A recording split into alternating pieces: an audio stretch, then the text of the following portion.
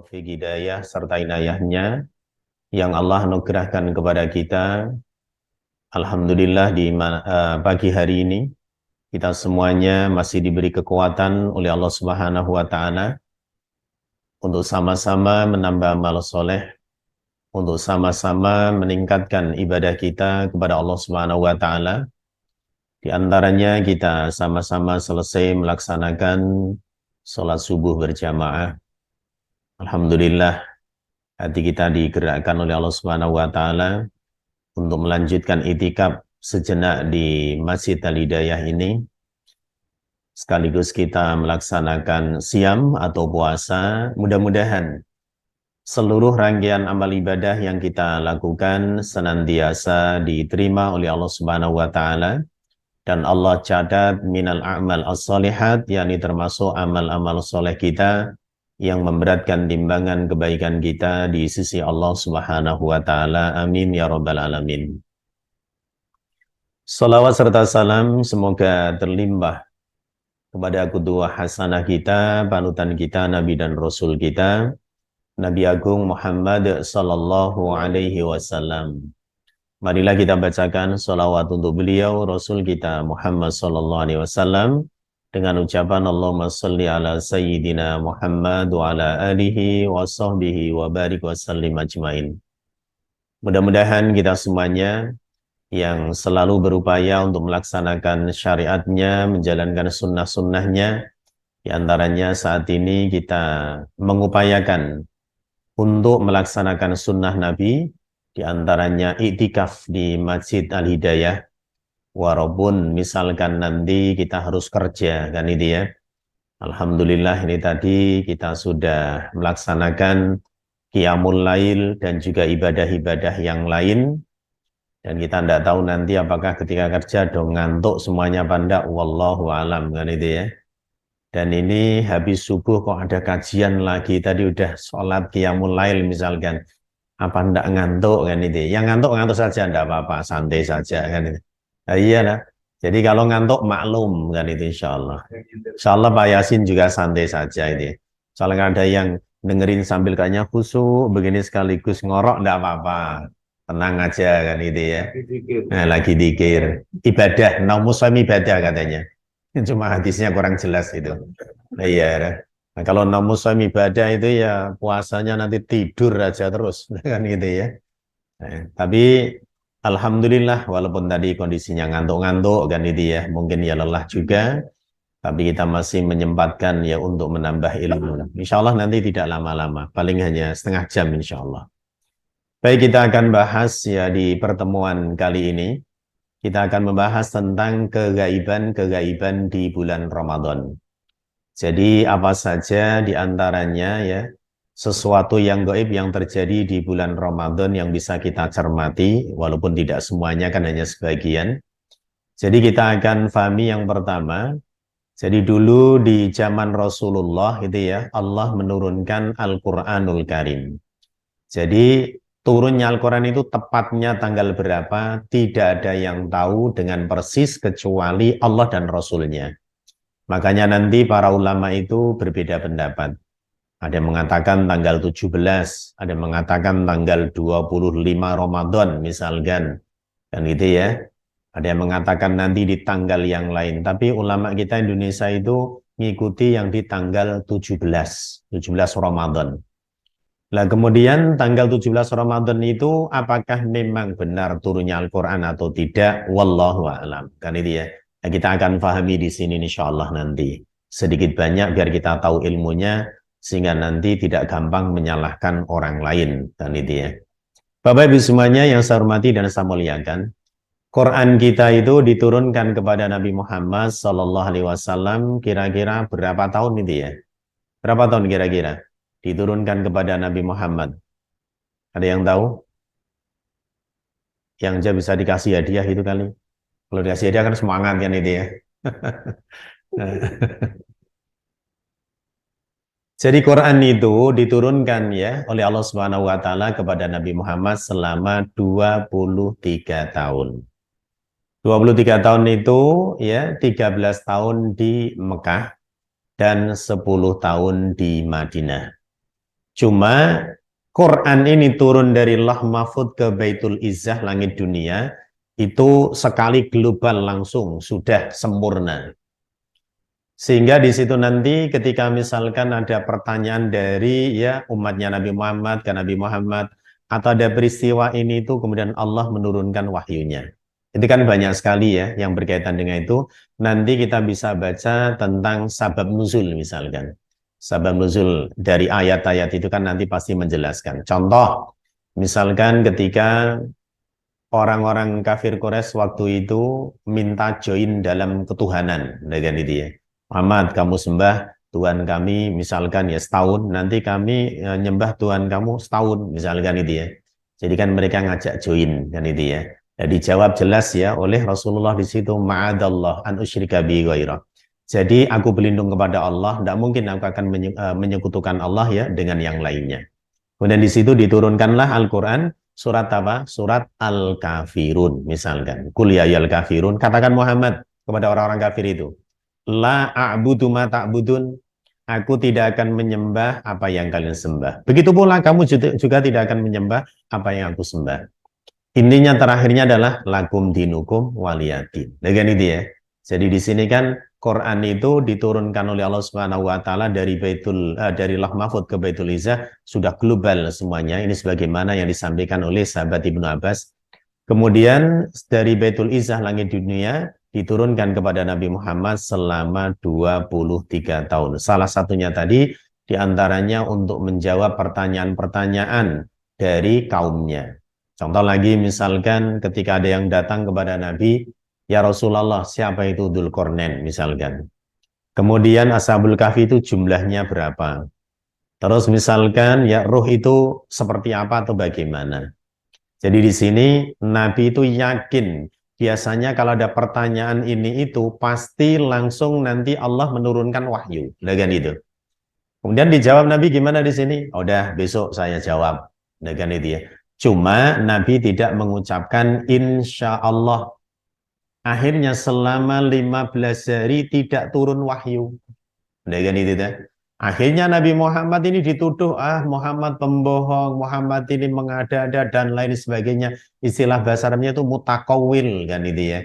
Jadi ngomongnya itu tidak bisa dipercaya ini, dengan gitu. Nah, kenapa Allah tidak menurunkan sampai 15 hari, kurang lebih itu tadi? Karena Nabi tidak mengucapkan insya Allah. Dengan itu. Akhirnya turunlah ayat ya, atau turunlah surah diantaranya ya surat Al-Kahfi itu yang di dalamnya di situ menjelaskan, silakan baca di ayat yang ke-23 dan 24 ya di Al-Kahfi itu. Di situ dijelaskan oleh Allah Subhanahu wa taala, wala taqulanna li syai'in inni fa'ilun dzalika ghadan illa yasyaallah. Dengan itu. Karena di situ ada ayat yang memang menegur siapa? Menegur Rasulullah Sallallahu Alaihi Wasallam. Jadi ini di ayat 2324, wala taqulanna li syai'in inni fa'ilun dzalika ghadan illa ayasyaallah. Kamu Muhammad jangan benar-benar mengatakan ya kami ini akan melakukan ini itu esok hari, ghadan illa ayasyaallah, kecuali kalau Allah menghendaki. Cuma kemudian ya kata-kata seperti ini kalau kita sudah bilang insya Allah kamu nanti malam qiyamul lail di Al-Hidayah, insya Allah Allah paling tidak datang itu. Dan itu biasanya kan begitu gitu ya. Kalau udah kata-kata insya Allah itu biasanya paling tidak datang. Nanti ketemu di sini insya Allah tidak ada itu. Nah ini salah di kita. Seharusnya memang ketika kita mau melakukan apapun itu harus insya Allah kalau Allah menghendaki. Kalau Allah tidak menghendaki ya tentunya tidak akan pernah ya kita bisa melakukan apapun. Contoh kita bisa duduk di sini, tadi bisa qiyamul lail segala macam. Itu minnah anugerah dari siapa? Dari Allah Subhanahu wa taala. Dengan itu ya. Bahkan di tafsiran ayat ini silakan baca di tafsir Ibnu Katsir itu. Nabi Sulaiman konon ceritanya itu istrinya berapa? Silakan baca di tafsirnya itu. Nabi Sulaiman ya, Nabi Sulaiman itu anaknya siapa? Nabi Dawud. Istrinya adalah dalam salah satu riwayat ini silakan baca sab'ina mra'ah wa fi riwayatin tis'ina mra'ah wa fi riwayatin mi'atam mra'ah. Jadi Nabi Sulaiman istrinya 70, 90, 100. Mantap ini. Istri kok 100. Kata Nabi Sulaiman, silakan dilihat di sini di hadis yang disampaikan oleh Nabi. Nabi Sulaiman itu bilang di sini ya, qala Sulaiman bin Dawud alaihi salam. Jadi Nabi Sulaiman bin Dawud itu berkata, ini Nabi yang menyampaikan, hadisnya sahih ya, riwayat Imam Bukhari Muslim dari Abi Hurairah. La tufannal lailah, aku akan kelilingi istriku semuanya tadi semalaman. Semalaman kok 100. Apa ndak potol? Apa potol itu? Padahal game war gitu ya, gitu ya. Semalam ngelilingi 100 gitu ya. Satu riwayat tadi kan 70, riwayat lain yang apa namanya 70, 90, 100. Lah kata Nabi Sulaiman di sini talidu kullam ra'atin minhunna gulaman yuqatilu fi sabilillah. Nanti dari istriku yang jumlahnya 100 itu setelah aku kelilingi semuanya, kelilingi ini bahasa kinayah kan itu ya. Bukan dikelilingi, hanya dikelilingi tengok-tengok atau enggak. Kelilingi. Seperti hadis Nabi tentang apa namanya 10 hari yang terakhir di bulan Ramadan kan itu ya. Nabi itu kalau 10 hari terakhir di bulan Ramadan syadda mi'zarahu, mengikat apa mengencangkan ikat pinggangnya. Bukan berarti itu oh saya enggak punya ikat pinggang kan Ustaz gitu kan. Terus apa yang dikencengin? Bukan itu maksudnya. Jadi mengencangkan ikat pinggang itu adalah kinayah maaf untuk tidak melakukan hubungan suami istri. Tujuannya apa? Untuk menghidupkan ya malam-malam Ramadan terutama 10 hari yang terakhir. Karena nanti kalau habis hubungan kan akhirnya lemes lah, apalah, ngantuk lah, tidak jadi ibadah, lah kan gitu. Itu kinayah seperti ini Nabi Sulaiman mengelilingi misalkan gitu ya, istri-istrinya jumlahnya 100, apa hanya keliling? Ya tidak keliling, maksudnya yaitu kan itu ya. Maklum lah insya Allah, tidak usah diperjelas kan itu. Masa diperjelas udah balik semuanya kan udah tahu kan itu ya. Nah waktu itu gitu ya Nabi Sulaiman menyampaikan harapannya nanti setiap anak yang lahir dari istri-istrinya tadi adalah hulaman yuqatilu fisabilillah, anak muda yang memang nanti bisa jihad di jalan Allah. Luar biasa kan? Nah waktu itu Nabi Sulaiman tidak mengucapkan insya Allah. Jadi dalam riwayat kul insya Allah kan itu ya. Katakan Nabi Sulaiman ini dalam riwayat itu faqala lahul malak. Ada malaikat yang berkata, katakan Nabi Sulaiman insya Allah. Tapi falam yakul, ternyata Nabi Sulaiman tidak mengucapkan itu. Fatafa bihinna falam yalid minhunna illa imratan wahidatan nisfa insanin. Akhirnya setelah dikelilingi semuanya istrinya, tidak ada yang lahir satu pun dari istrinya tadi. Ada yang lahir satu, di antaranya adalah lahirnya apa? Nisfa insanin, separuh manusia. Nah, separuh manusia ini kita tidak tahu persis ini. Apakah cacat maksudnya, atau mungkin separuh gimana, yang karena Nabi Sulaiman itu menguasai jin juga gitu ya. Jadi separuh badannya manusia, separuh jin gitu. Wallahualam kita tidak tahu. Pokoknya di dalam hadis itu, akhirnya lahirlah tadi hanya satu istri yang lahir, cuma lahirnya hanya separuh manusia. Gara-gara apa? Tidak mengucapkan insya Allah. Padahal di kita saat ini, kalau mengucapkan insya Allah itu paling dia tidak jadi melakukan itu. Nah, ini udah salah kaprah di kita. Dengan itu ya. Nah, kemudian di lanjutan hadisnya tadi, Rasulullah menyampaikan, Walladhi nafsi biyadih law qala insyaallah lam yahnas wa kana tarakan li hajatihi wa fi riwayatin wala qatalu fi sabilillahi fursanan ajmaun. Jadi kalau misalkan kan itu ya Nabi Sulaiman itu mengucapkan insya Allah, ya tentunya dia tidak melanggar dan dia akan mendapati apa yang dia hajatkan. Di riwayat yang lain nanti akan lahir orang-orang atau anak-anaknya Nabi Sulaiman yang mereka jihad gitu ya, naik kuda di jalan Allah Subhanahu wa taala untuk berperang. Baik, kembali kepada pembahasan kita tadi. Itu masalah ya turunnya Al-Qur'an. Jadi Allah menurunkan Al-Quran kepada Nabi Muhammad itu munajaman berangsur-angsur sesuai tadi li jawabi al-ibad, untuk menjawab ya hamba-hamba Allah yang bertanya kepada Nabi Muhammad. Salah satunya itu diantaranya, dengan itu ya. Bapak Ibu semuanya yang saya hormati dan saya muliakan. Dan Al-Quran jelas turunnya adalah bulan Ramadan. Bulan Ramadan adalah bulan yang mulia, bulan yang penuh ampunan ya, bulan penuh keberkahan dari Allah Subhanahu wa taala. Kita tentunya berdoa mudah-mudahan kita ya memperoleh keberkahan dari bulan Ramadan yang saat ini kita hadapi. Sehingga nanti Ramadan meninggalkan kita, insya Allah kita mendapatkan predikat muttaqin yang harapannya itkun minanar, diselamatkan dari siksa api nerakanya Allah Subhanahu wa taala. Nah, kemudian di sini bulan Ramadan turunnya Al-Qur'an. Jadi apa hubungannya Ramadan dengan Al-Quran misalkan? Ramadan jelas tadi bulan ampunan, bulan untuk membersihkan dosa-dosa kita kepada Allah Subhanahu wa taala. Sehingga kalau hati kita sudah bersih, misalkan dosa-dosa sudah diampuni oleh Allah, tentunya kita akan lapang dada, akan qanaah menerima apa adanya. Kita pun misalkan nanti akan semakin lebih sabar, kan itu kan, lebih tawadhu, lebih khusyuk. Kalau misalkan sudah seperti ini hatinya bersih, kemudian nanti Allah menurunkan Al-Quran ya, yang merupakan isi di dalamnya perintah-perintah walaupun seberat apapun, karena hati kita sudah bersih, maka kita akan sami'na wa ata'na. Dengan itu. Nah, di sini ada kaitannya Ramadan dengan turunnya Al-Quran. Ibarat misalkan kalau kita ini seorang petani, kan itu ya. Petani itu kalau misalkan mau menanam ya benih, ya padi atau apa, lahannya kan dibersihkan dulu. Buang di situ ya, misalkan apa, rumput-rumputnya, ilalangnya akan mengganggu nanti tumbuhnya tanaman yang kita taruh di situ. Setelah misalkan dibersihkan semuanya, baru di sini kita tanemin ya benih yang berkualitas. Sehingga nanti akan tumbuh bagus dan bisa nanti memberikan manfaat kepada manusia, binatang, dan lain sebagainya. Jadi di sini setelah hati kita ini hubungannya tadi Ramadan dengan Al-Quran, setelah hati kita bersih dengan melaksanakan ibadah puasa, kemudian ibadah-ibadah yang lain kita berusaha untuk meninggalkan kemaksiatan kepada Allah Subhanahu wa taala, kemudian Allah memerintahkan ya, nanti syariat-syariat walaupun yang berat pun lewat Al-Quran tetap kita sami'na wa ata'na dengan itu. Itu tadi diantaranya. Nah, ini pentingnya. Jadi ketika Al-Quran turun kepada kita, ya tidak hanya sekedar kita baca. Oke, insya Allah membaca itu adalah kita sudah mendapatkan keberkahan yang luar biasa. Karena fi kulli harfin hasanah wal hasanatu bi asyri amsalihha. Jadi satu huruf adalah satu kebaikan dan Allah lipatkan 10 kali lipat. Tapi tentunya tidak hanya sekedar membaca.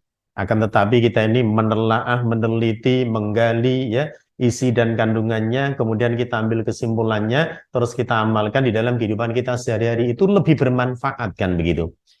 Jadi ada hubungannya tadi, makanya Nabi Muhammad itu setiap Ramadan di dalam hadis itu dijelaskan ya oleh Nabi, beliau itu setiap Ramadan itu mudarosah, jadi saling apa namanya istilahnya, dres, baca Al-Quran, mendalami bersama malaikat Jibril. Itu dilakukan setiap malam dalam salah satu riwayat itu. Dengan itu ya. Jadi kita ya baguslah kita menghatamkan, tapi tidak hanya sekedar menghatamkan. Kalau misalkan digali, dipelajari, terus diambil kesimpulannya untuk kita praktekkan, sehingga insya Allah kita termasuk orang yang selamat dunia dan akhirat. Karena Nabi kan menyampaikan, aku tinggalkan 2 hal. Kalau kalian itu berpegang teguh dengan 2 hal itu, tidak akan ya sesat selama-lamanya.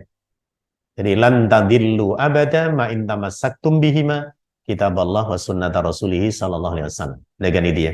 Nah tadi, Al-Quran diturunkan di bulan Ramadan yang merupakan hudan linnas, petunjuk bagi manusia, wa bayyinatin minal huda, dan penjelasan dari petunjuk wal furqan dan pembeda. Jadi Quran ini jelas ya petunjuk untuk manusia, untuk kita. Jadi ibaratnya kalau kita misalkan jalan di jalan raya, dengan itu tak? Jadi di situ ada rambu-rambunya jelas. Oh ini lampu merah, berhenti. Oh ini lampu hijau, silakan jalan. Kuning, ya siap-siap. Udah kan gitu. Ibarat lagi misalkan kita beli sesuatu, sudah dikasih bukunya, pedomannya. Misalkan kita beli kulkas, bagaimana kita menghidupkannya, terus dicolokin 220 atau 110. Di situ kan udah diterangkan semuanya. Allah menciptakan kita tidak kemudian ditinggalkan begitu saja. Tapi Allah ngasih buku pedoman lewat tadi Qur'annya. Silakan kamu dalami, fahami itu biar kamu nanti selamat. Istilah tadi beli kulkas atau beli mobil kan itu kan kita tahu bagaimana menghidupkannya. Jalannya gimana ini pakai kopling yang manual atau apa matic atau apa. Tidak yang penting diajar aja hancur kan gitu ya. Misalkan contohnya kan begitu. Ini Quran merupakan pedoman kita yang harus kita pelajari tadi ya dengan sempurna sehingga dari insya Allah bisa menyelamatkan kita dunia dan akhirat. Dengan itu ya, ini masalah tadi nuzulul Quran. Nah jelas Quran diturunkan di malam Lailatul Qadar. Itu dijelaskan di surat Ad-Dukhan atau surat Al-Qadar yang biasa kita baca. Inna anzalnahu fi Lailatul Qadar. Atau di surat Ad-Dukhan ini, Inna anzalnahu fi Lailatin Mubarakah. Inna kunna mudirin. Sesungguhnya kami menurunkannya Al-Quran itu fi lailatin mubarakah, di malam yang diberkahi. Nah, nanti kita bahas apa makna Lailatul Qadar gitu ya, makna Lailah dan Al-Qadar, terus misalkan ciri-cirinya dan lain sebagainya, kiat-kiatnya, nanti bisa kita pahami secara sekilas. Sudah berapa menit tadi ya? Karena sudah 15 menit. Kalau 30 menit berarti tinggal 15 menit lagi gitu ya. Tenang aja, yang ngantuk-ngantuk kan itu ya. Iya, yang nggak ngantuk masih kuat dengerin, nggak apa-apa. Insya Allah, nah, yang berdiri atau yang duduk di depan ini nggak apa-apa. Kok santai aja. Tahu tadi malam ya sholatnya bareng kan itu ya. Jadi begadang bersama kan itu ya. Kalau ngantuk wajar kan itu ya. Ini yang ceramah kalau misalnya duduk ngantuk juga sebenarnya. Gitu. Karena ceramah aja ngomong jadi nggak ngantuk akhirnya kan itu ya. Iya. Jadi inna anzalnahu fi lailatin mubarakah. Sesungguhnya kami menurunkannya Al-Quran fi lailatin mubarakah di malam yang diberkahi. Inna kunna mundirin. Jadi sesungguhnya kami adalah ya orang yang memberikan peringatan. Baik itu malam lah insya Allah. Al-Quran diturunkan di malam Lailatul Qadar. Nah, kemudian nah ini sengaja saya kasih coret-coret ini ada maksudnya ini. Ini salah satunya diantaranya apa? Coba kita pahami. Terkadang Allah kan memberikan isyarat-isyarat yang mungkin gitu ya, kalau kita tidak mau berpikir, kita tidak bisa mengambil pelajaran di situ. Jadi di sini apa maksudnya ini ilmu otak-atik matuk. Apa itu ilmu otak-atik matuk? Pokoknya digaduk-gadukin kan itu ya. Tapi kan gini, ini di surat Al-Qadar Allah sampaikan inna anzalnahu fi lailatul qadri. Terus wa madrokama lailatul qadri. Lailatul qadri khairun min alfisyahr. Kenapa Allah ngulang sampai 3 kali? Kalau kita belajar bahasa Arab, subjek sudah dijelaskan di depan, belakang tidak perlu diulang. Tinggal ganti dengan domir kata ganti saja udah. Contoh misalkan kalau bukan Al-Quran ya, ini contoh gampangnya. Inna anzalnahu fi lailatul qadri wa ma adrakaha. Sudah cukup. Wa ma adraka dan tahukah kamu iya itu malam Lailatul Qadar kan gitu. Lailatul Qadri khairun min alfi syahr. Tidak perlu diulang lagi. Ini kalau misalkan ya bahasa Arab itu biasanya seperti itu. Cukup diganti dengan kata ganti. Misalkan tadi tidak usah pakai Lailatul Qadri innaha khairun min alfi syahr. Kan lebih singkat padat kan gitu. Tapi kenapa di sini Allah mengulang sampai 3 kali? Mungkin ada maksudnya. Makanya tadi ada ilmu otak-atik matuk. Kan itu ya. Bagi kita yang memikir, oh ini jangan-jangan menandakan ya diantaranya apa? Salah satu ciri adanya Lailatul Qadar. Kan gitu. Nah ini kita lihat coba. Lailatul Qadar ini hurufnya berapa? Lam, ya, lam, ta, hamzah. Ini hamzah, ini bukan alif loh. Ini kalau orang yang belum belajar nahwu sorof tidak tahu itu apa namanya alif pak itu hamzah. Hamzah gimana? Tidak ada kepalanya. Nah kan itu ya. Kan ada hamzah wasal yang di al ta'rif atau hamzah wasal yang di apa namanya kata kerja kata benda. Ini hamzah wasal yang ada di al ta'rif. Kalau kita belajar misalkan al-qamari al-samsiyah itu hamzah wasalnya harus dibaca a. Nah kan itu misalkan. Ini kalian tidak tahu ini alif pak. Apa bedanya alif dengan hamzah? Malah tanya kan itu ya. Apa kira-kira bedanya alif dengan hamzah? Kalau belum tahu berarti seharusnya belum boleh nikah itu. Lah belum tahu, belum bisa membedakan antara hamzah dengan alif gitu ya. Kalau kalau orang-orang dulu kami gitu ya, belum tahu alif bingkong aja gitu kan. Alif bingkong itu apa? Alif yang bingkok gitu kan. Belum tahu alif bingkong aja minta nikah kan gitu. Ini belum bisa membedakan antara hamzah sama alif aja udah minta nikah kan gitu ya. Jadi suruh ngaji dulu maksudnya kan itu ya. Jadi kalau alif itu biasanya dipakai untuk huruf mad. Misalkan inna ini alif. Kan itu ya. Kemudian wama ini alif. Contoh lagi misalkan ya fiha ini alif. Tapi kalau ini inna i-nya ini hamzah, anzalna hamzah, al-qadar ini hamzah. Terus adroka hamzah. Cuma di sini nanti ada hamzah wasol, ada hamzah kotok. Hamzah koto itu adalah hamzah yang selalu berharokat. Misalkan ini inna. Walaupun dikasih wawu tetap wa inna. Tidak boleh wanna. Berbeda nanti dengan hamzah wasol. Hamzah wasol itu adalah hamzah yang dia berharokat ketika posisinya di depan. Ketika dia berada di tengah kata, hilang tidak terbaca. Contoh, inna anzalna fi lailatil qadri. Tidak lailati al-qadri, tidak. Terus misalkan ini sudah sama tanazzalul malaikatu tidak tanazzalu al malaikatu enggak karena hamzahnya wasol kan gitu. Itu perbedaannya. Nah, nanti detailnya gampang lah kalau nerangin ini nanti tidak selesai-selesai nanti. Karena nanti ada hamzah wasol di kata kerja yang akar katanya itu 3 huruf, ada yang 5 huruf, 6 huruf, cara bacanya apa, i, apa, u. Wah, itu tambah jauh lagi nanti. Seperti lafal ikro, kenapa dibaca ikro, tidak ukro atau akro, kan itu misalkan. Ini adalah hamzah wasol yang berada di kata kerja bentuk perintah. Yang asal katanya adalah 3 huruf, maka kalau seperti itu tinggal lihat huruf ketiganya. Kalau huruf ketiganya itu kasroh, berarti hamzahnya dibaca kasroh. I. Misalkan jala saya jelisu, ijlis. Ijlis, huruf ketiganya kan lam. Hamzah jim lam, ijlis, berarti hamzahnya di depan, wasolnya itu dibaca kasroh. Tapi contoh tadi, misalkan ikro kok dibaca juga, karena huruf ketiganya adalah fathah. Jadi, kalau huruf ketiga fathah dan kasroh, dibaca kasroh hamzahnya. Kalau huruf ketiganya dhammah, maka hamzahnya dibaca dhammah. Seperti o'bud. O'bud. Itu contohnya misalkan. Oke, kembali ke tadi. Jadi di sini, lam, ya, lam, ta, 4. Hamzah, lam, kof, dal, ro, berapa? 5. Berarti 4 tambah 5 berapa? 9. 9 kali 3 berapa? 27. Ini bisa juga merupakan isyarat dari Allah. Kalau Lailatul Qadar itu seringnya terjadi di tanggal 27. Kan itu. Ini tadi ilmu tarik matuk maksudnya. Nah, iya. Dia tarik, oh iya cocok juga. Ini jangan-jangan Allah ngasih sinyal. Cuma kita tidak paham. Nah, kan itu. Karena ada di dalam hadis itu sering dijelaskan oleh Nabi. Di antaranya hadisnya Ubay bin Ka'ab.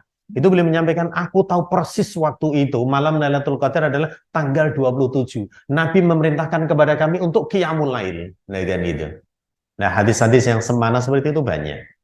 Jadi memang seringnya terjadi di tanggal 27. Ada juga yang mengatakan kalau awalnya itu adalah Ramadannya Kamis, maka nanti Lailatul Qadarnya tanggal berapa? 25, katanya gitu ya. Kalau nanti Senin nanti Lailatul Qadar tanggal sekian, itu kan hanya penelitian. Hakikatnya ndak ada yang tahu. Ini pun tadi juga ilmu tatik matuk juga entah benar apa salah, wallahu alam. Tapi kan bisa juga itu merupakan sinyal. Gini loh, Allah tidak mungkin menyampaikan kata-kata tidak ada maksud. Pasti ada maksudnya. Kita paham atau tidak. Kan itu. Tidak mungkin diulang-ulang seperti ini. Kan itu. Sampai 3 kali. Lailatul Qadar, Lailatul Qadar, Lailatul Qadar. Misalkan. Kan itu. Pasti ada maksudnya tadi. Baik. Terus ini dijelaskan tadi oleh sahabat Ibn Abbas yang saya sudah sampaikan bahwasanya Quran diturunkan ya sekali dengan global itu dari Lauh Mahfuz ke Baitul Izzah langit dunia, kemudian diturunkan kepada Nabi Muhammad sebagai jawaban dari pembicaraan para hamba atau pertanyaan dan lain sebagainya. Nah, kemudian masalah turunnya Al-Quran tadi ada yang mengatakan 17, ada yang mengatakan 25 misalkan. Ini hadisnya diantaranya dari Wasilah bin Asqa, rawi terakhirnya Imam Ahmad. Jadi kata Nabi, suhufnya Nabi Ibrahim diturunkan di awal bulan Ramadan. Kemudian kitab Taurat diturunkan ya lisitin madon min Ramadan. Setelah 6 hari lewat dari Ramadan berarti mungkin tanggal 7-nya di bulan Ramadan. Injil setelah 13 ya lewat dari Ramadan. Maksudnya udah jalan kan itu ya 13. Berarti mungkin tanggal 14-nya. Wallahu alam. Kemudian unzilal Qur'anu li arba'in wa isyrina khalat min Ramadan. Sementara Al-Qur'an itu diturunkan ya tanggal 24 ya lewat dari Ramadan. Berarti bisa juga tanggal 20 5-nya, dagan itu ya. Nah ini masalah polemiknya tadi, makanya tidak ada yang tahu persis kapan turunnya, apakah tanggal 17 atau 24 dan sebagainya. Memang ada yang mengatakan ya 17 itu dalilnya dari sahabat ya, diantaranya Zaid bin Al-Arqam. Itu menyampaikan ketika dia ditanya tentang kapan itu ya turunnya Lailatul Qadar, beliau menyampaikan waktu itu adalah tanggal 17 misalkan. Bahkan beliau tidak ragu lagi di sini menyatakan bahwasannya waktu itu adalah turunnya Al-Quran dan hari pembeda antara kebenaran dan kebatilan, karena waktu itu hari pertemuan antara pasukan muslim dengan orang-orang kafir Quraisy di perang Badar misalkan. Cuma dalil ini kurang kuat. Ini yang dipakai oleh ulama-ulama Indonesia. Kan itu ya. Nah terus gimana memperingati nuzulkan tanggal 17 atau tanggal berapa? Ya mau tanggal berapapun ya monggo silahkan kan gitu ya. Nah, karena memang tanggalnya tidak jelas persisnya. Kan gitu ya. Kalau tanggal 17 memang dulu waktu itu Nabi Muhammad melaksanakan perang Badar. Perang Badar itu tanggal 17. Tanggal 17 Ramadan. Ramadan seperti ini puasa, perang coba. Kita ini Ramadan paling hanya qiyamul lail sama ini udah beratnya Masya Allah. Apalagi suruh perang, tambah berat lagi. Dulu di zaman Nabi Muhammad perang loh itu. Perang Badar coba. Hari Jumat tanggal 17 Ramadan kan itu ya. Puasa lagi, Masya Allah. Luar biasa ya. Saya itu kalau apa namanya pas lagi umroh atau apa ngamati. Jadi orang-orang kafir Quraisy itu memang dendamnya luar biasa ya. Contoh dari mereka dari Mekah itu jalan sampai Uhud, sampai Badar itu jauhnya luar biasa. Coba dari Mekah sampai ke Uhud itu bisa kurang lebih 400 kilo. Jalan kaki, pakai kuda atau pakai unta hanya kepingin untuk membunuh Rasulullah dan para sahabatnya. Itu kan berarti dendamnya di sini, Masya Allah ya, luar biasa ya. Nah, mereka belum tahu siapa Rasulullah. Kalau mereka tahu mungkin ya mereka tidak akan memusuhi seperti itu. Nah, kan gitu ya. Nah, coba itu kita lihat. Uhud berada di mana? Di Madinah. Sementara mereka orang-orang kafir Quraisy perangnya di Uhud itu, di Jabal Uhud coba. Nah, kan itu ya. Ini salah satu contohnya misalkan. Berarti mereka memang ya dendamnya kepada Rasulullah, Masya Allah kan itu ya. Luar biasa kan itu ya. Oke, kita lanjutkan lagi tadi. Nah, kemudian kalau ditelusuri dalam sejarah waktu itu adalah ya tidak ada tanggal 17, maksudnya yang persis ya. Karena gini, di riwayat yang lain kan Nabi ditanya gini tentang puasa Senin. Ya Rasul, kenapa engkau puasa Senin misalkan? Dijawab, puasa Senin itu karena di Senin diantaranya waktu itu aku dilahirkan. Kemudian dari Senin itu aku diutus atau diturunkan kepadaku Quran. Nah kalau misalnya tadi diturunkan Quran itu hari Senin, kalau pas itu adalah Lailatul Qadar tanggal 17, ternyata ketika kita telusuri tidak ada tanggalnya 17, adanya 7, 14, 21, 28 Seninnya itu. Berarti kan ya wallahu alam udahlah kan itu ya. Yang penting pokoknya turunnya di bulan Ramadan itu jelas. Tanggal persisnya hanya Allah dan Rasulnya yang tahu. Nah, baik, sekarang kita akan bahas tentang makna Lailatul Qadar. Makna Lailatul Qadar dan tanda-tandanya. Atau mungkin ada pertanyaan dulu? Saya sudah 20 menitan kurang lebih ini. Berarti tinggal 10 menit. Tenang, tinggal 10 menit gitu ya. Kalau tidak salah sudah 20 atau 25 tadi ya. Terus pokoknya kurang lebih itulah. Kalau dijamin terus itu nanti malah ini. Maksudnya itu saya kasih tahu jamnya biar yang ngantuk itu melek kan itu loh. Oh tinggal 10 menit tenang dikuat-kuatin gitu loh. Ternyata nanti tambah lagi. Nah, ini kelamaan Pak Yasin katanya 10 menit itu malah lewat lagi. Berat matanya ini kan itu. Kan itu ya. Oke, kita singkat saja. Kalau tidak ada pertanyaan, lanjut. Ada pertanyaan mungkin? Oh, ada kan? Monggo. Umat yang dapat Qadar hanya umatnya dari Muhammad ya. Iya. Karena memang umurnya lebih sedikit. Iya. Iya. Jadi salah satu sabab nuzul ya tentang itu tadi surat Al-Qadar. Waktu itu kan Nabi bercerita. Nabi cerita dulu di zaman ya umat-umat sebelum kalian itu ada mereka orang yang mengangkat senjata selama 1000 bulan. Nah, 1000 bulan itu kan 83 tahun, 3 bulan, 3 hari lah. Saya pernah hitung itu. 1000 dibagi 12 itu 8333. Semua tiganya sana apa 3 menit apa 3 pokoknya 333 kan itu ya. Berarti di sini itu tadi kan kalau kita ibadah pas bersamaan dengan Lailatul Qadar seperti ibadah seumur hidup kita. Umur hidup kita ini umatnya Nabi Muhammad paling umurnya berapa? 60, 70, 80. 90 ada di sini yang 90? Tidak ada. Ada nih kira-kira di sini yang 90 tahun? Belum ada kan itu ya. 80 belum juga. Yang ngomong ini baru 47, baru separuh. Kan gitu. Ustadz kita misalkan paling berapa? Kan gitu. Lah iya belum nyampe 83, baru nampak. Ini masih kalah ibadah semalaman. Nah, iya, Masya Allah. Ibadah semalaman pas Lailatul Qadar itu menyaingi ibadah kita seumur hidup. Masya Allah, apa kita tidak kepingin dapat Lailatul Qadar itu? Oh iya, tentunya akan kepingin kan itu ya. Nah itu tadi, apakah di situ hanya umatnya Nabi Muhammad? Iya, karena tadi adalah inilah salah satu kemuliaan ya dan keberkahan ya umatnya Rasulullah itu. Walaupun Nabi kan menyampaikan a'mar ummati baina sitin wa sabiin. Jadi umur umat kita antara 70 atau 60. 70 dan atau itu tadi 60. Jadi yang lebih dari itu kan jarang. Walaupun umurnya pendek kan itu ya, tapi Allah memberikan pahala yang luar biasa di dalam ibadahnya, sehingga nanti bisa menandingi ibadah-ibadah yang dilakukan oleh ya umat-umat Nabi sebelumnya. Contoh misalkan Nabi Nuh itu yang terkenal ya. Itu jelas dijelaskan oleh Allah dalam Al-Quran. Beliau itu berdakwah kepada kaumnya itu alfasanah illa khamsina ama. 1000 tahun dikurangi 50, berarti 950 tahun. Itu perjuangan beliau. Berarti umurnya berapa di situ? Nah, kan itu. Nah, tadi kalau misalkan dia ngangkat senjata perang 83 tahun itu kecil karena umurnya ada yang 1000, lah kan gitu. Lah kita kan misalkan tadi umur hanya 60, mau ngangkat senjata dari bayi sampai mati, enggak ada kan itu kan. Kan tadi kan misalkan 80 tahun kan itu ya, atau Lailatul Qadar tadi 83. Orang berjuang 83 tahun, mau ngangkat senjata dari lahir cenger sampai mati, enggak mungkin kan itu. Tapi di sini Allah ngasih kemuliaan tadi ya umatnya Nabi Muhammad ibaratnya apa? Jibalun min hasanatin fi daqaiqa ma'dudat. Ada pahala yang bergunung-gunung yang hanya bisa dilakukan beberapa detik, beberapa menit. Kan gitu. Luar biasanya itu umatnya Nabi Muhammad. Jadi contoh saja misalkan kita tadi sholat isya berjamaah, kemudian sholat subuh berjamaah tadi. Ini dalam hadis Nabi disampaikan seperti orang yang sholat semalaman. Padahal tadi ya malam ya tidur juga, ya makan kan ya. Mungkin ada yang kelon juga sama istrinya. Kalau di sini tidak ada. Kan itu ya. Tapi dicatat oleh Allah ya seperti orang yang sholat semalaman. Kan luar biasa itu.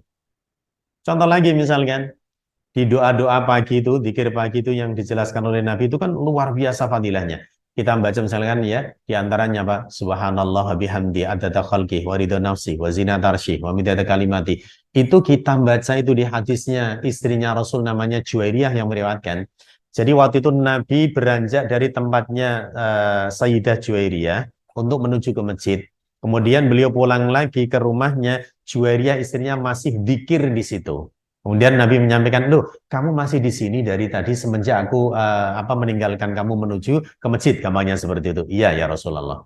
Rasul menyampaikan, "Aku membaca kalimah 4. Saya baca 3 kali. Itu fadilah keutamanya melebihi ya bacaan dzikir yang kamu baca dari pagi tadi sampai saat ini." Nabi pulangnya adalah sudah waktu duha. Ini contoh misalkan, hanya baca subhanallah bihamdi adada khalqih wa ridha nafsih wa zinata arsyih wa midada kalimati. Tapi seperti orang yang dzikir dari subuh sampai waktu duha. Contoh itu misalkan. Ini kan luar biasa toh. Ada lagi misalkan kita baca tasbih ya, subhanallah wa bihamdi subhanallahil adzim. Ini akan memberatkan timbangan kebaikan kita melebihi ya apapun. Apa enggak luar biasa.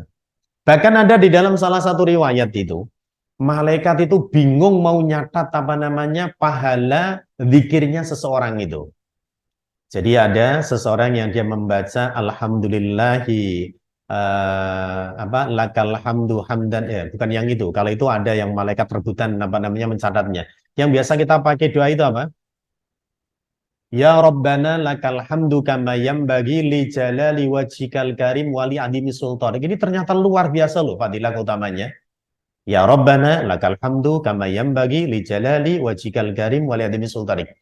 Ketika ada orang membaca ini kan bacaan hamdalah itu ya. Ya Rabbana wa Tuhan kami lakal hamdu untukmu adalah seluruh pujian. Kama yambagi li jalali wajhikal karim sebagaimana pujian tadi layak ya untuk kemuliaan kamu. Wali adimi sultanik dan untuk keagungan kekuasaanmu. Jadi ketika kita membaca itu kan ya dalam riwayat hadis itu ada 2 malaikat ini menghadap Allah. Ya Allah, kami ini tidak bisa mencatat pahala dari zikirnya orang ini. Dengan itu. Allah lebih tahu, kemudian Allah nanya, apa yang dibaca hambaku? Itu tadi. Ya Rabbana lakal hamdu kama yambagi li jalali wajhikal karim wali adimi sultanik. Akhirnya Allah menyampaikan, ya sudah, kamu tulis saja sesuai yang dibaca oleh hambaku, sambil nanti hambaku ketemu aku, dan aku sendiri yang akan memberikan pahala untuknya. Apa tidak luar biasa itu? Hanya bacanya ringan. Makanya para ulama itu tadi menyebutnya dengan jibalun min hasanatin. Yakni kebaikan yang bergunung-gunung, tapi fidaqo ikom ma'dudat hanya dibaca, dilakukan beberapa detik atau beberapa menit. Tapi kalau kita tahu ilmunya, kalau tidak tahu ya santai aja, kan gitu ya. Contoh misalkan kita membaca Sayyidul Istighfar, hafal kan? Allahumma anta rabbi la ilaha illa anta khalaqtani wa ana abduka wa ana ala ahdika wa wa'dika mastata'tu wa a'udzubika min syarri ma sana'tu abu laka bi ni'matika alayya wa abu bi dzambi faghfirli fa innahu la yaghfirud dzunuba illa anta. Nah, ini insyaallah kita baca sekali ini, kalau ternyata umur kita nanti tidak sampai sore sudah dicatat oleh Allah min ahlil jannah. Apa dah luar biasa? Tadi udah bacakan alhamdulillah, sengaja tak baca sampai komplit, maksudnya biar sekalian baca. Kan gitu. Itu tekniknya orang ceramah, lah kan gitu ya. Sekalian baca, ndak apa namanya tadi, jadi ndak terasa. Ternyata kan di WA kita gitu ya. Jadi barang siapa yang baca ini sekian kali dibaca terus gitu ya, ternyata bacanya kulhu apa segala macam nanti dapat fadilah gini-gini. Ya bener lah kan gitu. Tapi kita di atasnya itu sudah diiming-iming sama dolangannya kan penasaran dengan dibaca semuanya. Tapi terakhirnya nanti ya hanya gitu-gitu saja. Padahal maksudnya apa? Agar supaya tadi kita baca dzikir, baca apa namanya kalimat thayyibah dan lain sebagainya.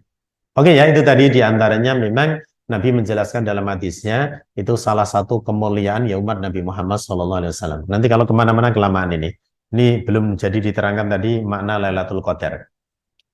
Nah, ini tadi yang Bapak tanyakan sebab nuzulnya itu bisa dilihat di riwayat yang disampaikan oleh Imam As-Salabi di dalam tafsir beliau. Tentang nanti apa sabab nuzul dari surat Al-Qadar yang tadi saya jelaskan. Di zaman Bani Israel itu ada orang yang mengangkat senjata 1000 bulan, itu tadi.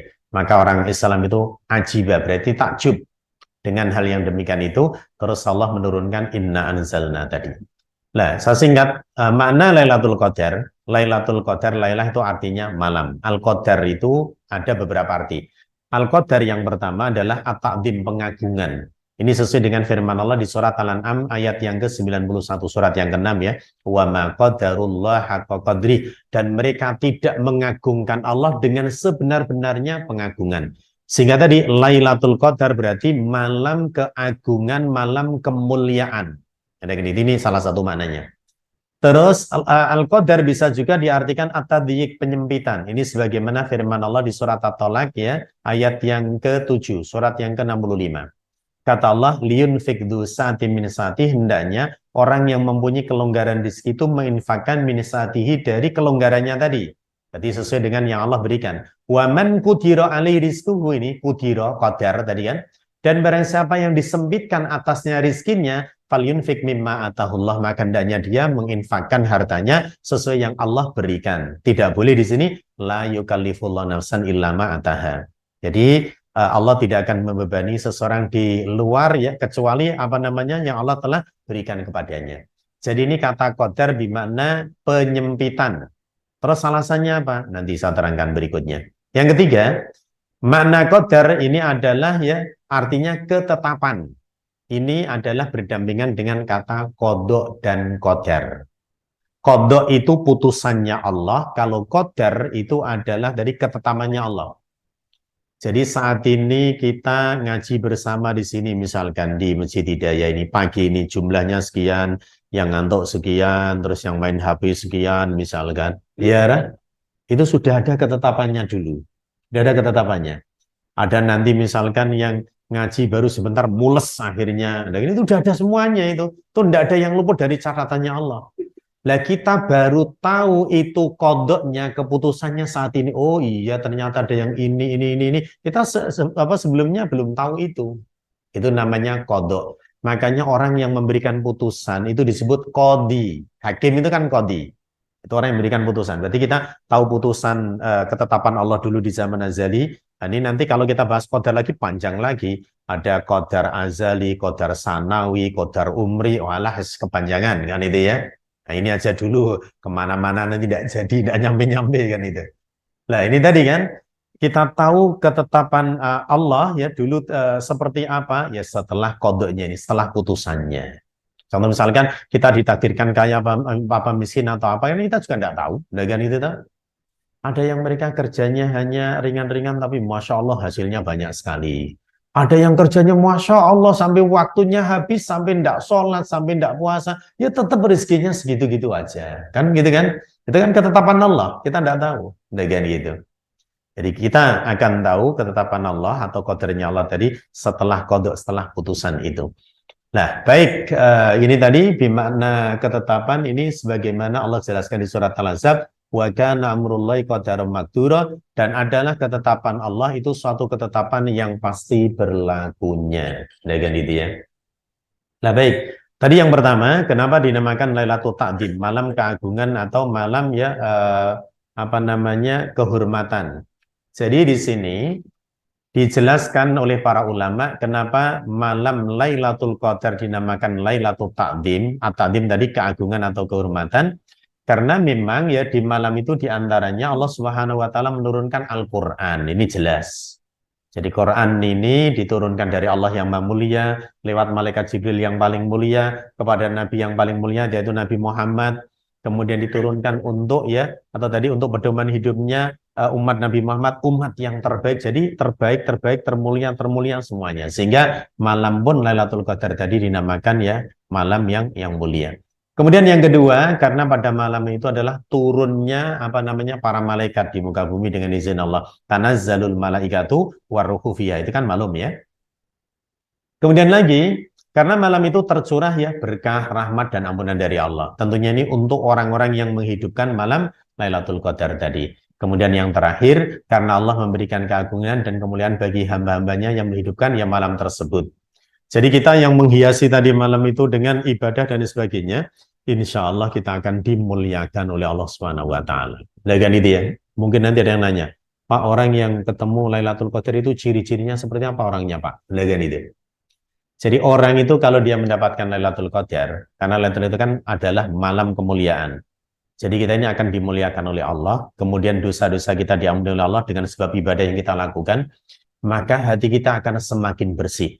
Hatinya akan semakin bersih, orangnya akan menjadi ya apa namanya tunduk, sabar, khusyuk gitu ya, mengikuti syariat Allah dengan sempurna, tidak milih-milih yang enak-enak saja, enggak kan itu. Jadi orang-orang yang menemui Lailatul Qadar, ciri-cirinya salah satunya seperti itu karena mereka diharapkan nanti adalah apa? Akan dimasukkan ke surganya Allah dengan rahmatnya karena dosa-dosanya diampuni oleh Allah. Karena mereka akan dimasukkan ke surganya Allah tentunya sudah disiapkan, hatinya harus bersih, kan itu. Jadi bisa menerima aturan Allah dengan lapang dada. Jadi tidak pernah istilahnya mengingkari aturannya Allah, tidak ngatur sendiri. Saya sering sampaikan, kita orang muslim kan dari kata salama yuslimu salaman, artinya berserah diri. Kalau kita sudah berserah diri kepada Allah, berarti mau diatur oleh Allah, tidak ngatur sendiri. Kan itu. Kalau kita masih ngatur sendiri, tidak mau mengikuti aturannya Allah, berarti kita belum muslim itu namanya. Oh, muslim itu kan mau diatur oleh Allah. Ini aturannya Allah, jalankan, ini boleh, ini tidak boleh, misalkan. Ya sudah, sami'na wa ta'na. Kan itu ya. Kita mendengar, kita taat. Kan itu ya. Lanjut, ya. Sudah habis waktunya.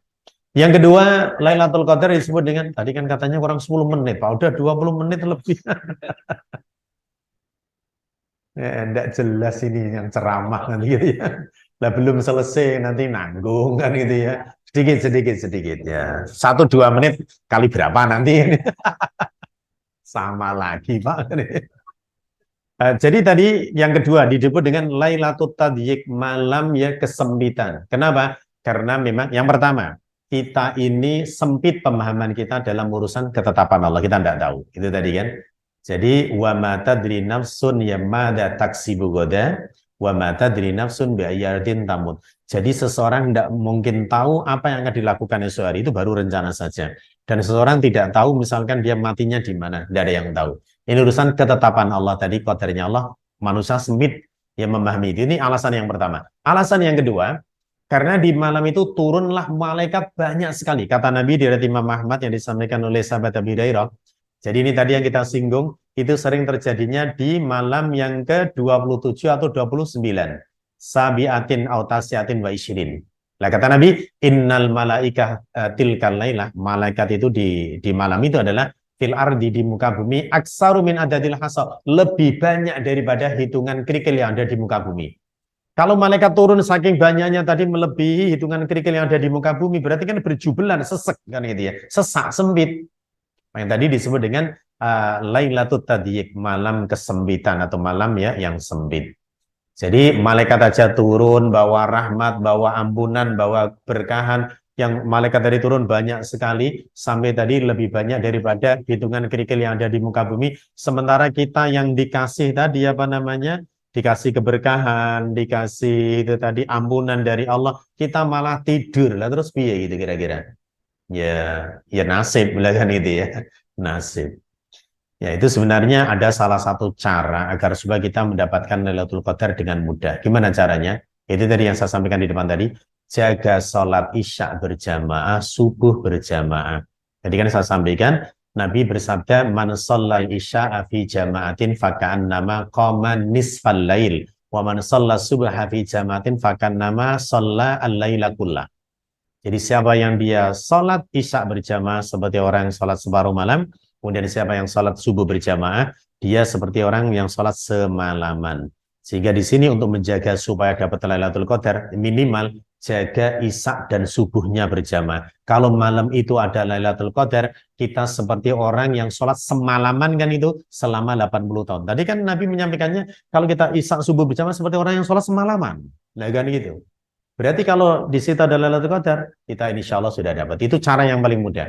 Syukur nanti bisa ditambah ya sholat taraweh, sholat tahajud, atau qiyamul lail apa, atau tilawah Quran dan lain sebagainya. Dan itu cara yang mudah. Dan nanti kalau mau mudik, cari jangan waktu yang ganjil kan itu ya. Jangan pas ganjil Lailatul Qadar, tidak dapat kita. Ya dapat tapi sedikit ini. Insya Allah kita semuanya pasti dapat. Sesuai dengan itu tadi ibadahnya masing-masing. Cuma kuantitasnya kan kita yang tidak tahu itu tadi.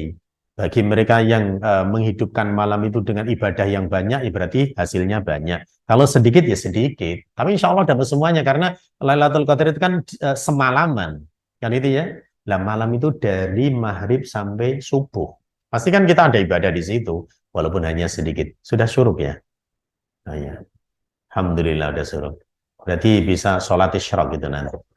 Sholat isyraq, tadi kan kita habis sholat subuh. Terus dzikir, duduk di tempat sholat itu. Ini kan dikir juga kita mengingat Allah, membahas ilmu agama berkaitan dengan ketundukan dan kepatuhan kita kepada Allah. Insya Allah masuk dikir juga. Itu pahalanya adalah ya kata Nabi, man shallal ghadata fi jama'atin. Gitu ya. Summa qa'ada wa dzakarallaha azza wa jalla hatta tatlu alaihi syamsu. Kemudian summa shalla rak'ataini kana lahu ka ajri hajjatin wa umratin tammatin tammah. Nabi Sallallahu Alaihi Wasallam. Artinya barang siapa yang dia sholat subuh berjamaah, terus dia dikir di tempat duduknya itu di tempat sholatnya sampai matahari terbit, kemudian dia sholat 2 rakaat, dia akan mendapatkan balas seperti haji dan umroh dengan sempurna. Jadi kita dapatkan pahala haji dan umroh, tidak usah ngeluarin uang berapa, 400 juta. Loh, haji furoda itu kan mahalnya luar biasa kan. Dapat pahala umroh, tidak usah ngeluarin 35 juta. Umroh sekarang mahal, apalagi Ramadan seperti ini. Nah, kan itu ya. Tanya ini sama Pak Kiai kita yang biasa di travel gitu ya. Atau tanya saya saja, juga baru pulang kemarin itu sebelum Ramadan. Kan itu ya. Sebenarnya suruh bimbing Ramadan, wah Ramadan jadwal saya banyak, saya bilang gitu. Nah, kalau nanti bimbing sana, ya kasihan yang sudah disanggupi, kan itu. Ini contoh misalkan, umroh mahal saat ini, kan itu apalagi Ramadan. Nah tadi dengan kita apa namanya sholat berjamaah subuh, terus dzikir, terus sampai matahari terbit, kan itu ya. Setelah matahari terbit, tapi di sini tidak persis matahari terbit sholat ya, karena hadis yang digunakan itu summa itu kemudian. Jadi setelah terbit tunggu sejenak. Kalau kita belajar ilmu nahwu, summa itu adalah faedahnya litartib ya ma'at tarohi. Tertib runtut cuma ada jeda waktu. Ada jeda waktu, tunggu 10 atau 15 menit baru kita sholat. Tidak langsung, karena ketika langsung matahari terbit kita dilarang untuk melaksanakan sholat. Agar itu ya. Dan nanti insya Allah kita lakukan, karena tadi syuruknya itu jam 6 kurang berapa, Fauzi? 5. Berarti nanti 15 menit ya setelah jam 6, 10 menit atau jam 6 lebih dikit kan itu ya.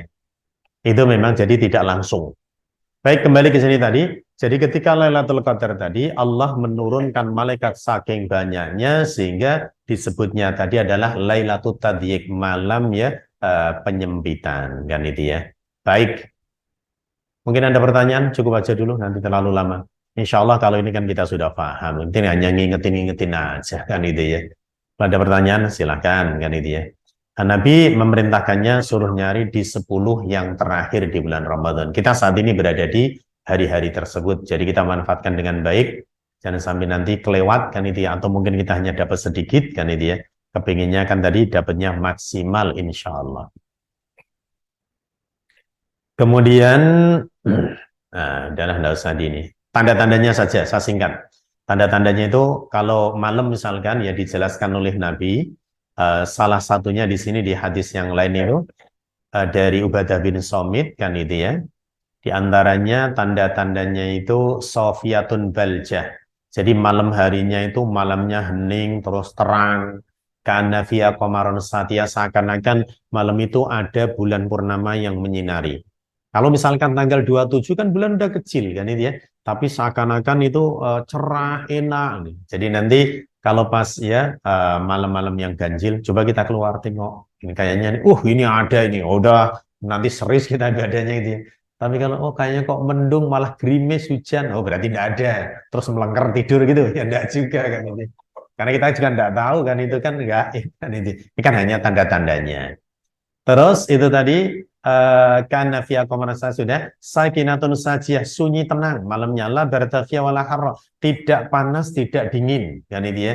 Wala yahilu likaukabin ayyurma bihi fiha hatta tusbiha. Jadi malam itu tidak diperbolehkan bintang-bintang itu lari ke sana kemari, tidak boleh. Jadi nanti tenang, tidak ada bintang lari ke sana kemari kan itu ya. Berarti itu malamnya Lailatul Qadar. Lah pagi harinya kata Nabi, wa inna amarataha anna syamsa sabihata takhruju mustawiyah laisa la syu'a. Nanti pagi harinya matahari akan terbit ya dengan sempurna bulat, seakan-akan di sini tidak ada sinarnya yang menyengat badan kita. Jadi enak gitu ya, adem kan itu ya. Terus tadi dia munculnya seperti bulan purnama. Jadi coba nanti kalau setelah jam 6 itu tengok-tengok kan ada yang di lantai berapa itu. Ini mataharinya gimana ya? Gitu. Wah, jangan tadi malam, masa kok tidur? Ya udah, kan gitu tuh. 14. Tapi kan lumayan udah dapat sholat isya sama subuhnya berjamaah. Insya Allah udah dapat walaupun sedikit kan gitu ya. Itu tadi. Jadi saya juga sering gitu kalau malam gitu kan, misalkan terutama tanggal-tanggal yang ganjil, coba lihatlah keluar. Untuk ini menambah semangat gitu loh. Ini kayaknya cerah ini. Udahlah, tambah ngaji apa, sholat apa, kan gitu. Atau nanti lari ke masjid masukin kotak amal berapa kan itu kan salah satu upaya kita untuk tadi ya, satu menghidupkan malam Lailatul Qadar ya, tujuannya untuk memperoleh apa tadi, ampunan, kemudian keberkahan dan lain sebagainya. Gitu ya, cukup ya, nggak usah lama-lama, hampir 1 jam ternyata. Katanya tadi 30 menit Pak kan itu ya, kan 30 menit tadi ditambahi gitu ya. Juga kalau mau selesai ngapain, makan juga enggak kan itu ya. Sarapan juga enggak. Masuk ya belum waktunya, kantor belum tuh ya. Lah ya paling tidur dah. Nah, tidurnya setelah ini. Kan nunggu dibablasin biar syuruk ya dapat fadilah yang lain. Oke, kalau tidak ada pertanyaan kita tutup biar tidak terlalu lama nanti ya. Insya Allah maklum. Mohon maaf ya, mohon maaf sekali. Jadi sengaja tadi memang diulur-ulur gitu ya. Biar sekalian dapat itu fadilah sholat syuruk kan gitu ya. Lumayan kan. Seperti haji dan umroh gratis apa enggak enak. Nah kan gitu. Kita tutup pertemuan kita dengan doa kafaratul majlis. Bismillahirrahmanirrahim. Subhanakallahumma wa bihamdika asyhadu an la ilaha illa anta astaghfiruka wa atubu ilaik. Dari saya kurang lebihnya mohon maaf atas segala kekhilafan dan kekurangannya. Terima kasih yang sebesar-besarnya atas seluruh perhatiannya. Akhirul kalam, wassalamualaikum warahmatullahi wabarakatuh.